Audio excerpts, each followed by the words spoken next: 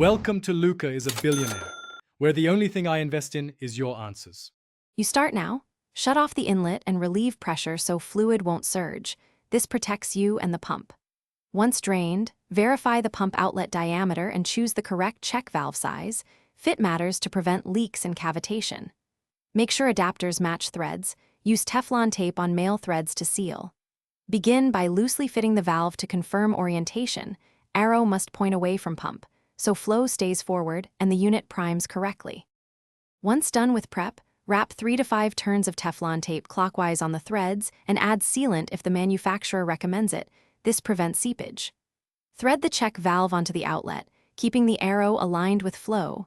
Tighten to hand plus a quarter turn, then use a wrench to torque to spec, but do not overforce.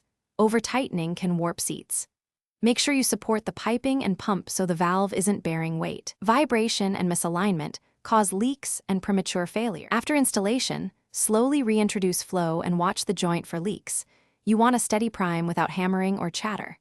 If the pump struggles to prime or flow is reduced, shut down and inspect the valve for debris, reversed orientation, or foreign material. Clean or flip as needed. Make sure fittings remain tight after a short run. If leakage or backflow continues despite proper orientation, replace the check valve. Soft seat wear or an incorrect size is often the root. Thanks for watching and please subscribe. It's the best investment you'll ever make.